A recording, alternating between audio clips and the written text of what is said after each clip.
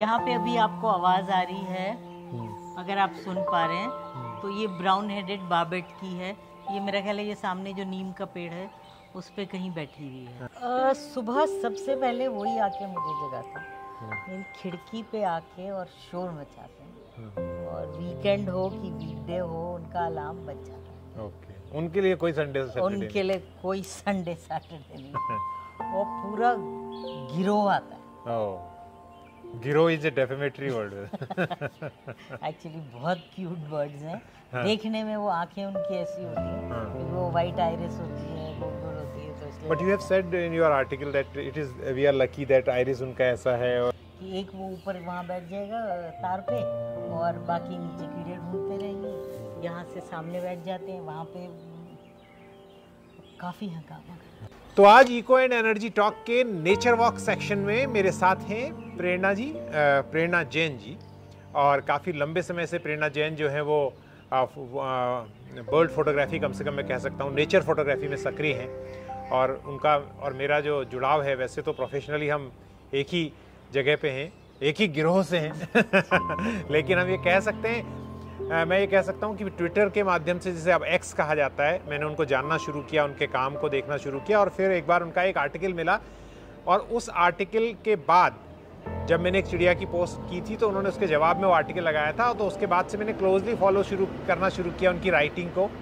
और उसको पढ़ने के बाद मुझे लगा कि प्रेरणा जी से मिलना चाहिए। काफ़ी इंटरेस्टिंग पर्सनैलिटी है, काफ़ी क्लोज ऑब्जर्वेशन है नेचर को और बर्ड्स को लेकर। तो प्रेरणा जी बहुत बहुत शुक्रिया मुझसे बात करने के लिए। तो आज हम बात करेंगे एक चिड़िया के बारे में जो प्रेरणा जी का कहना है कि जो इनको कभी भी आराम से सवेरे देर तक सोने नहीं देती और आप जल्दी जग जाती हैं। तो थोड़ा सा पहले चिड़िया का नाम बताए बगैर ये बताइए कि कैसा सुबह के वक्त माहौल रहता है जब वो चिड़ियाएँ आपके दरवाजे पर आती हैं? वो रोज का उनका किस्सा है। सबसे पहले वही चिड़िया आती, मेरे घर में काफ़ी चिड़िया आती पर वो सबसे पहले आती है, सुबह भी और शाम को। और पूरा गिरोह आता है। तो अब मेरा ख्याल है अब नाम डाइवर्ज किया जाए कि नहीं? बिल्कुल बिल्कुल। और गिरोह शब्द का शुरुआत में मैंने इसलिए कहा था क्योंकि इन्होंने उन चिड़ियाओं के लिए गिरोह शब्द का इस्तेमाल किया था। गिरोह इसलिए कि अगर आपको वीकेंड पे वो जगा रही है नॉक करके तो आप उसको गिरोह ही कहेंगे। You want to sleep and wake you up. तो उस चिड़िया का नाम है jungle babbler. Jungle babbler. Jungle babbler एक बहुत ही, जैसे आप देख पा रहे हैं स्क्रीन पर, ये जो चिड़िया है आपने अपने आसपास भी देखी होगी, लेकिन प्रेरणा जी बताएंगी इस चिड़िया के बारे में। और फिर मैं इसके बारे में जो मिसकंसेप्शन है उनके बारे में बात करूंगा। लेकिन पहले इस चिड़िया के बारे में बताइए आप कि इसको शूट करना क्यों आपको पसंद है और इसका व्यवहार कैसा है? इस चिड़िया का नाम ही मुझे लगता है कि थोड़ा मिसनॉमर है। जंगल में कहाँ रहती है वो, तो हर होगी जंगल में होगी, तो मैंने वहाँ भी देखी है, लेकिन हर जगह हमारे रेजिडेंशियल एरिया में इतनी सारी they were adapted so well to the domestic surrounding residential areas में। और मेरे उसकी गार्डन की कीड़े मकोड़े खा जाते हैं, मुझे इसलिए भी पसंद है। और दूसरा बड़ा फैमिली टाइप की है, जॉइंट फैमिली टाइप इनका अरेंजमेंट रहता है चिड़िया का। एक ऊपर बैठ जाएगी, गौर से देखती रहेगी कि क्या हो रहा है, कोई खतरा तो नहीं है। और अगर कोई खतरा नज़र आ जाए, कोई स्ट्रेंजर नज़र आ जाए, जैसे एक आध बार वो सांप नज़र आ जाते हैं, इतना शोर उन्होंने मचाया कि उसी से पता चला कि भाई कुछ अलग हो रहा है आज गार्डन में। फैमिली का सा फील देती हैं कि जैसे इनका, अगर आप परस्यू करो इनके बारे में पढ़ना, तो अगर इनको बच्चे बड़े करने हैं तो सारा, जैसे हम लोगों क्या होता है ना, थोड़ा मौसी कंट्रीब्यूट करती है बच्चे को पालने में, कुछ नानी करती है, कुछ वो, ऐसी पूरी फैमिली मिलके इनको बड़ा करती है, इनके बच्चों को। और जेंडर वाइज भी मुझे अच्छा लगता है, दोनों एक सी हैं, कोई जेंडर वाइज बहुत अंतर नहीं है। अंतर नहीं, जेंडर में मेल फीमेल का पता करना का। हाँ, क्योंकि चिड़ियाओं में होता है कि मेल अलग और फीमेल अलग पहचानी जाती है, पर जंगल बैबलर में से बहुत बड़ा डिफरेंस नहीं है। और दूसरी बात यह है प्रेरणा जी कि इसको 7 सिस्टर्स भी कहा जाता है, और उसकी क्या वजह है? हाँ, क्योंकि पता नहीं 7 सिस्टर्स, 7 नंबर कहाँ से आया। नहीं तो 4 से 10 12, मैंने 12-13 तक भी देखी है एक बार में। तो 4 it's a gregarious social animal है। बट अंग्रेजों ने इसको 7 सिस्टर्स बना दिया। वैसे 7 भाई बोलते थे, तो मैं कहा कोई बहुत ही जेंडर सेंसिटिव होगा, स्नो वाइट्स की कहानियां जो होती थी ना, उनसे शायद उसी से होगा। बट सिस्टर्स क्यों बना दिया I don't know, they may be brothers and sisters and कुछ भी कर सकते थे। I thought hats off to that person, gender sensitive था तो अंग्रेज जो भी था जिसने नाम रखा है। हाँ, तो सेवन सिस्टर्स या जंगल बैबलर एक ऐसी चिड़िया है जिसके बारे में एक भ्रांति है, जिसके बारे में प्रेरणा जी ने एक आर्टिकल लिखा है जो मैं शेयर कर रहा हूँ डिस्क्रिप्शन बॉक्स में। जैसे कि वो हमेशा लड़ते रहती हैं और पहली नज़र में वो ऑब्जर्वेशन गलत भी नहीं है, ऐसा लगता है बड़ा गुस्सा में है, हर समय एंग्री है, परंतु आपने देखा कि ऐसा नहीं है, वो काफ़ी अंदर से उनका व्यवहार बड़ा सॉफ्ट है। नहीं, जैसे एक दूसरे का ध्यान रखते हैं, एक चीज़ होती है जो एक टर्म है एलोप्रीनिंग बोलते हैं उसको, तो उसका मतलब होता है एक दूसरे को क्लीन करना, प्रीन करना, जैसे बर्ड्स नॉर्मली अपने आप को प्रीन करते हैं। और आप कभी इनको गौर से देखिए, बहुत सारी एक साथ बैठी होंगी डाल पे और एक दूसरे को क्लीन कर रही होंगी, तो वो एक पंख उठाएगी, कडल कर रही होंगी। मतलब मेरा तो ख्याल है कि अगर हमारी फिल्म में शायद आज से 25-30 साल पहले होता तो वो सेंसर कर देते उसको कि इतना रोमांस कैसे दिखा रही। लेकिन लोगों को ऐसा लगता है कि आपस में लड़ रही हैं जब भी आती हैं। नहीं, वो जब शोर मचाती हैं, शोर, जैसे अगर किसी को खतरा है, जैसे एक मैंने आपको बताया कि वो डाल पे ऊपर की तरफ बैठी होगी, नीचे बाकी खाना ढूंढ रही होंगी, कीड़े ढूंढ रही होंगी, तो वो बहुत शोर मचाती है, वो इसलिए कि वॉर्न करती है। और दूसरी तरह की आवाज़ निकालती है जब इनको उड़ना होता है, उसका भी इशारा होता है। करीब काफ़ी अलग अलग तरह की आवाज़ें होती हैं। एक बात मैंने देखी है कि चाहे बर्ड दूसरी भी हो, चाहे पैरेट्स को, पैराकीट्स को ही लें या दूसरे बर्ड जो हैं, वो भी जब एक बार चुपचाप हैं और जब एक बार उड़ान भरते हैं एक जगह से दूसरी जगह, तो बड़ी एक आवाज़ सी डिस्टिंक्टिव मैंने देखा है, और चिड़ियाओं का भी करते हुए जाते हैं दूसरी ओर को, तो ये भी उनका एक स्वभाव है। ये स्वभाव है, पर इनका ये स्वभाव है कि एक साथ उड़ती है। तो जैसे एक इशारा कर, मैंने ये ऑब्जर्व करा कि अगर एक इशारा करती है ऊपर से तो सारी एक साथ उड़ती है। तो ऐसा नहीं है कि एक बैठ गई और बाकी एक उड़ गई है, सारी एक साथ उड़ के जाती है। एक बात मैं आपसे कहना चाहता हूँ कि जो आपने अपने आर्टिकल में जिक्र किया है ताजमहल से जोड़ के इसको, वो क्या किस्सा है, वो थोड़ा बताएं। बहुत मज़ेदार किस्सा है, मुझे बहुत अच्छा लगा। उसमें ये था कि एक नए वाइसरॉय उनका ट्रांसफर हुआ इंडिया में, तो उनको जैसे सभी ताजमहल दिखाने लेके जाते हैं, जो नए नए आए हैं तो इंडिया का क्या दिखाएं, तो ताजमहल दिखाएंगे। और सब लोगों को बड़ा ही इस बात का एहसास था कि बस ये सराबोर हो जाएंगे, आर्किटेक्चरल वंडर बोलेंगे और क्या खूबसूरती है और क्या नक्काशी है।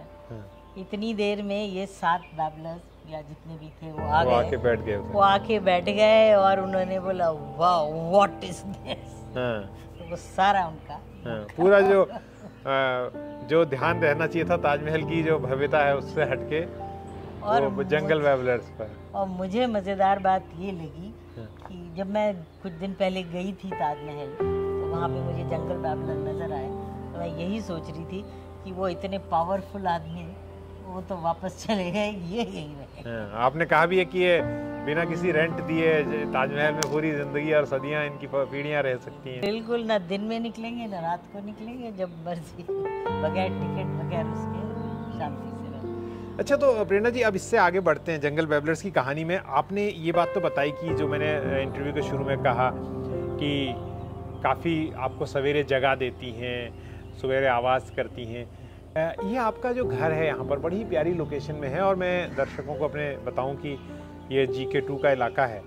और आपने देखिए अभी भी जब पक्षी यहाँ पर बोल रहे हैं, तो आपने बहुत सारी यहाँ पर नेचर से जुड़ी हुई कुछ ऐसी वो भी किए हैं और प्रयास भी किए हैं ताकि आपको ज़्यादा से ज़्यादा शहर के बीच में रहे, जो किया जाना चाहिए। क्या क्या किया आपने इस घर को ज़्यादा क्लोज टू नेचर? मैं पौधे लगाती हूँ और ऑर्गेनिक ही रहता है मेरा। मतलब जैसे खाद में सारा जितने पत्ते गिरते हैं, मैं तो बल्कि सड़क के भी पत्ते होते हैं वो भी उठवा लेती हूँ। जो सड़क साफ करने वाला आता है तो वो हैरान हो जाता है जब मैं उसको बोलती हूँ भैया ये पत्ते फेंकना मत मुझे। क्योंकि कई जगह लिखा भी रहता है ना, डोंट बर्न द लीफ, बरी देम, सो दैट वो बन जाए खाद। वो सारा उसी की खाद से मैं बनाती हूँ और इको फ्रेंडली तरीके से। मेडिसिन, पेस्टिसाइड, दिक्कत होती है मुझे कई बार, कीड़े वीड़े क्योंकि अड़ोस पड़ोस से आ जाते हैं ना और लोगों के पेड़ों से। बट मुझे लगता है बटरफ्लाइज इसीलिए मेरे काफ़ी आती हैं। इनफैक्ट मैं आपको बटरफ्लाइज का तो बताऊं, अभी भी हमारे पीछे बटरफ्लाई, हमारे पीछे भी घूम रही होंगी जरूर।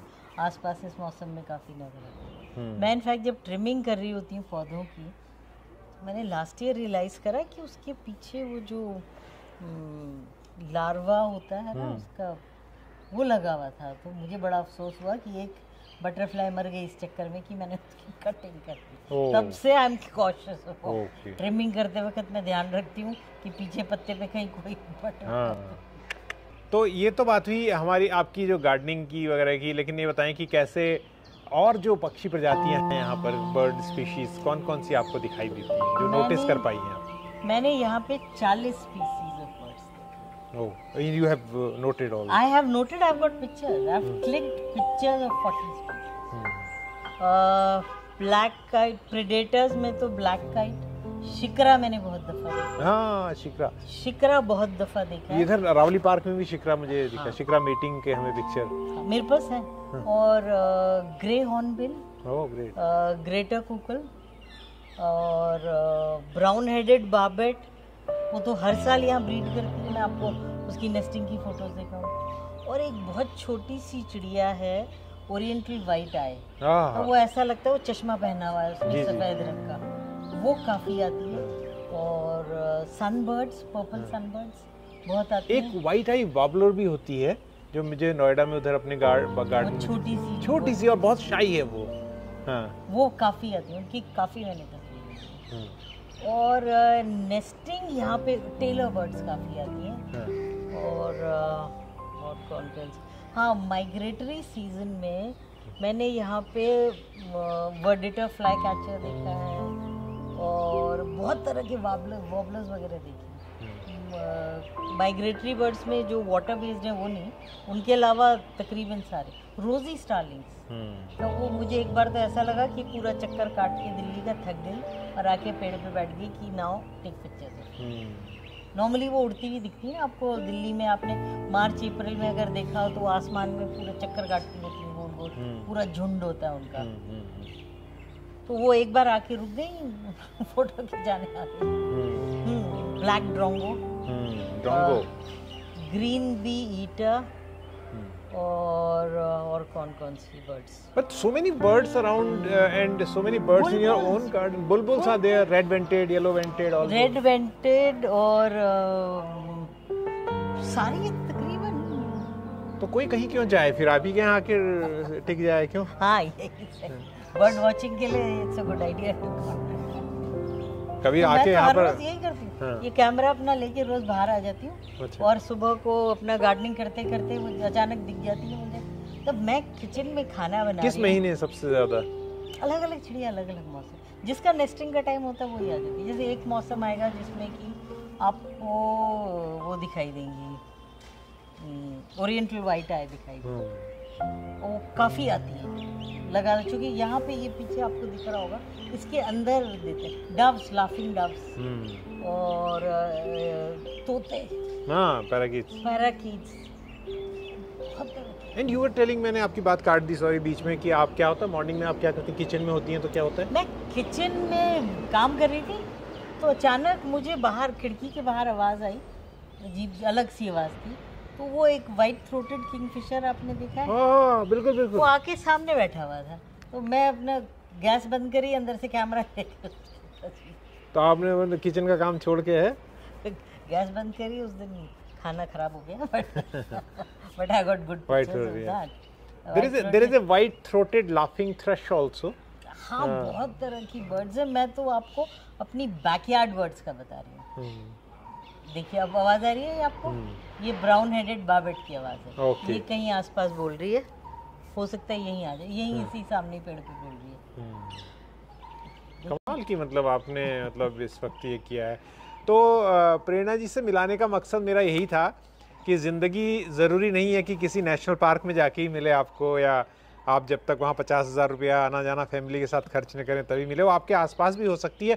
और ये इसलिए ज़्यादा उम्मीद जगाने वाली बात है, मैं पिछले कई दिनों से अपने इस यूट्यूब चैनल पर ये चीज़ें दिखा रहा हूँ कि दिल्ली के सबसे प्रदूषित कहे जाने वाला शहर जो देश का है, उसके बीचों बीच ये ज़िंदगी की जो उम्मीद है वो है जिंदा। और ये दिखाती है कि चाहे टापू हैं, there are islands of hope are around. तो हम आपसे उम्मीद करेंगे कि आपके जो फोटोग्राफ्स हैं आप थोड़ा शेयर करेंगे, जिन जिनके आपने नाम लिए। और प्रेरणा जी की वेबसाइट पे ज़रूर जाइए, वो वेबसाइट पे आपको बहुत सारी फ़ोटोग्राफ्स हैं जो आप ख़रीद भी सकते हैं, वहाँ से देख भी सकते हैं उन्हें। और आप पढ़ाती भी हैं? जी, मैं जामिया में गेस्ट फैकल्टी हूँ। तो फोटोग्राफी के बारे में फोटोग्राफी सिखाती। आपकी वेबसाइट का क्या नाम है? प्रेरणाsphotographs.com। हाँ, तो अगर आप प्रेरणा जैन फोटोग्राफी वेबसाइट गूगल में 3-4 कीवर्ड डालेंगे तो नेचुरली आएंगी, इनकी राइटिंग्स भी आएंगी। वेबसाइट के लिंक के लिए चिंता मत कीजिए, वो आपको डिस्क्रिप्शन बॉक्स में दिखाई दे रहा है नीचे, जो मेरा डिस्क्रिप्शन बॉक्स है वहाँ पर।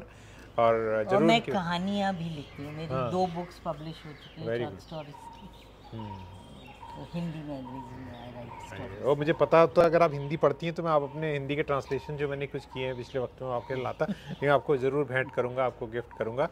तो अगर आपको ये वीडियो अच्छा लगा तो इसे लाइक कीजिए, शेयर कीजिए और इस चैनल को सब्सक्राइब कीजिए। प्रेरणा जी जैसे लोगों को फॉलो कीजिए ट्विटर पर, उनका ट्विटर हैंडल भी हम यहाँ पर आपको दे रहे हैं, और उनके काम को सराहिए और उनकी वेबसाइट को भी देखिए। और जल्दी ही हम आपसे एक नए वीडियो के साथ मुलाकात करेंगे। मेरी वेबसाइट है hrideshjoshi.com, वहाँ पर जाकर आप मेरे बाकी काम के बारे में हासिल कर सकते हैं सारी जानकारी। जल्दी मिलते हैं।